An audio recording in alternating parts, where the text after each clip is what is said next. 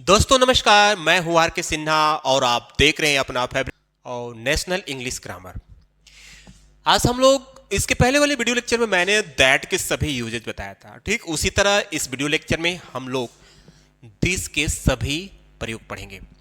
इस दिस का प्रयोग हम डेमोन्स्ट्रेटिव प्रोनाउन के रूप में पढ़ेंगे, फिर डेमोन्स्ट्रेटिव एडजेक्टिव के रूप में पढ़ेंगे, एक किसी व्यक्ति से इंट्रोडक्शन कराने के सेंस में, और प्रेजेंट सिचुएशन को बताने के सेंस में करेंगे, टाइम रेफरेंस के सेंस में करेंगे, टेलीफोनिक यूज में करेंगे, इम्फेसिस के यूज में करेंगे। अलग अलग सेंस में इनका अलग अलग जो हिंदी है वो चेंज होता जाएगा। बेसिकली जो इसका हिंदी यह है वो तो सब में थोड़ा थोड़ा तो मिलता जुलता है ही है, बट डिफर करेगा थोड़ा। देखिए क्या बोलता है। पहला जो यूज है, पहला यूज में इस दिस का प्रयोग हम डेमोन्स्ट्रेटिव प्रोनाउन के सेंस में करेंगे। डेमोन्स्ट्रेटिव मतलब होता है संकेतवाचक, यानी डेमोन्स्ट्रेट से बना डेमोन्स्ट्रेटिव। डेमोन्स्ट्रेट मतलब होता है इशारा करना, संकेत करना। यानी जब किसी नजदीक वस्तु की ओर इशारा करेंगे, संकेत करेंगे, उस रेफरेंस में, उस संदर्भ में हम दिस का प्रयोग करेंगे। ठीक है, जैसे यह मेरा दफ्तर है। कोई किसी को बता रहा है कि यह मेरा दफ्तर है, तो यह के लिए लिखेंगे दिस है के लिए इस मेरा दफ्तर, my office. This is my office. यह एक बेकार कलम है, यह एक बेकार कलम है। तो कैसे?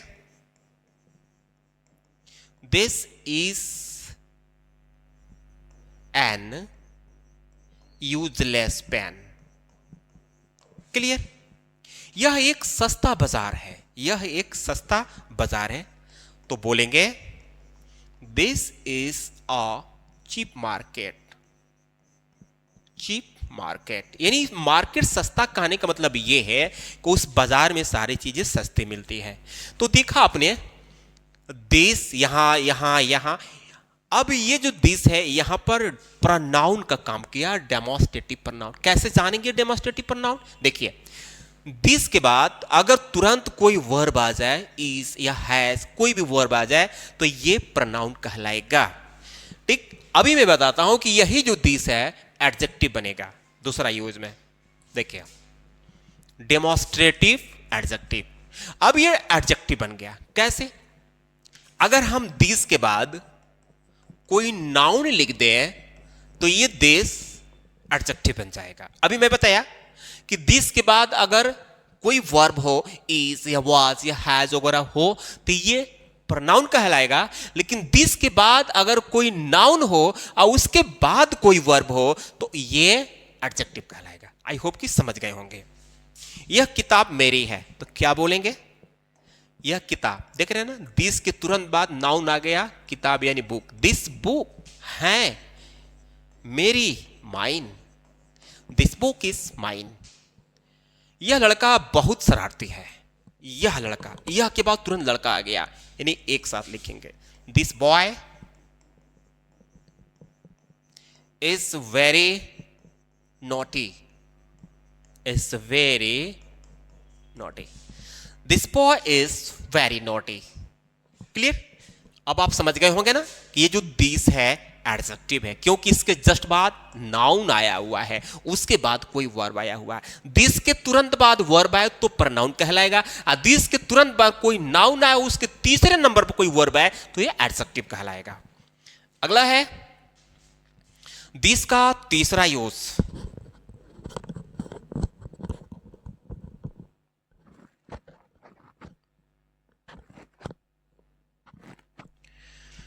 टू इंट्रोड्यूस पर्सन और थिंग, किसी वस्तु या व्यक्ति को इंट्रोड्यूस कराने के सेंस में। जैसे कहा जाए यह मेरा छोटा भाई है, यह मेरा छोटा भाई है, यानी आप किसी व्यक्ति से बता रहे हैं ये देखिए this is my younger brother, ऐसा बोलेंगे, यह मेरा छोटा भाई है। तो इसके लिए बोलेंगे this is my younger brother. छोटा भाई है, माय यंगर ब्रदर। यह उसका नया घर है, यह उसका नया घर है। तो this is his new house. New house. Clear? यानी किसी वस्तु किसी व्यक्ति को इंट्रोड्यूस करा रहे हैं, मैंने बता रहे हैं कि ये ऐसा है चाहे वैसा है, मेरा है चाहे उसका है, ये इंट्रोडक्शन के सेंस में। अगला जो यूज है दिस का, फोर्थ यूज है टू रेफर प्रेजेंट सिचुएशन या एक्शन। यानी वर्तमान में कोई घटना घट गई हो या ऐसी सिचुएशन कोई बनी हो, उसको बताने के सेंस में हम दिस का प्रयोग करते हैं। जैसे यही बात मैं बताना चाहता हूं, यही बात तो मैं बताना चाहता हूं, इस बात को ध्यान से सुनो। यानी इस बात या यह बात, जो इसमें जो बात लगा हुआ है, बात की मीनिंग हमें टॉक नहीं लगाना है, बस हम जब दिस लिखेंगे ना तो उसमें बात का सेंस निकल जाएगा।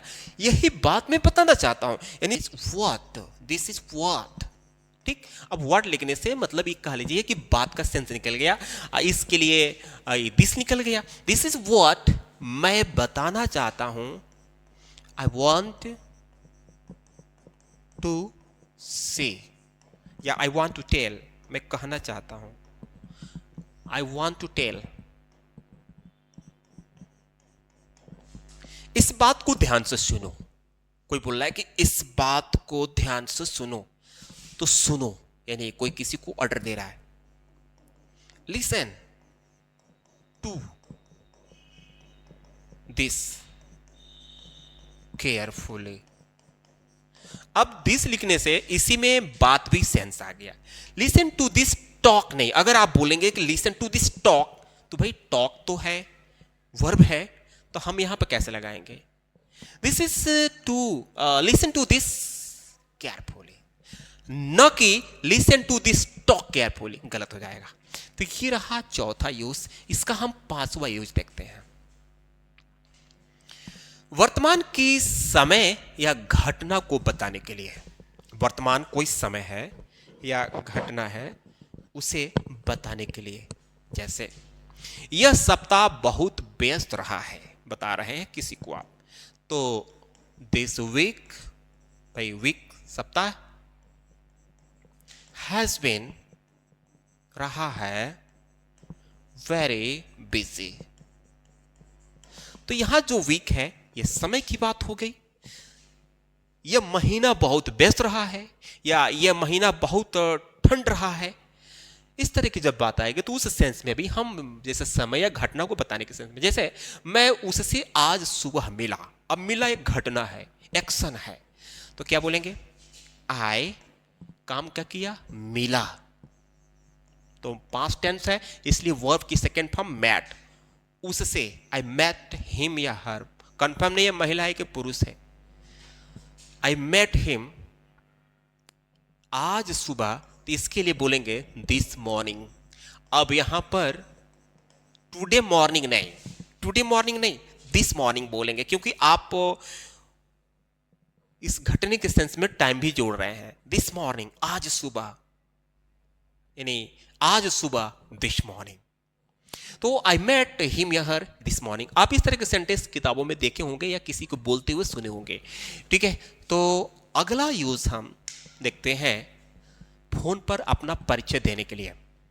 आप फिल्मों में सुने होंगे, दिस इज मिस्टर आर के, this is mister Sinha speaking, this is mister Verma speaking. इस तरह के सेंटेंस सुने होंगे। तो जब आप फोन पर बोलेंगे ना, तो कैसे? Hello,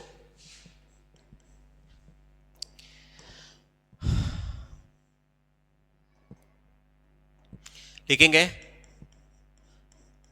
hello, this is Ramesh speaking,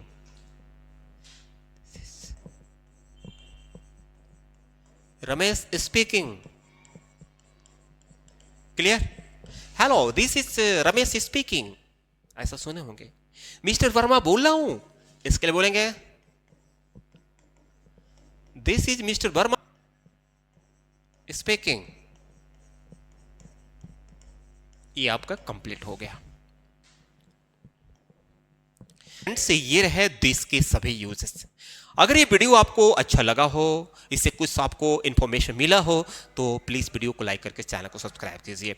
इससे फ़ायदा ये होगा कि आने वाले जो भी हमारी वीडियोस के नोटिफिकेशंस होंगे वो आप तक पहुंच जाएंगे। तो मिलते हैं अगले वीडियो में, तब तक के लिए धन्यवाद।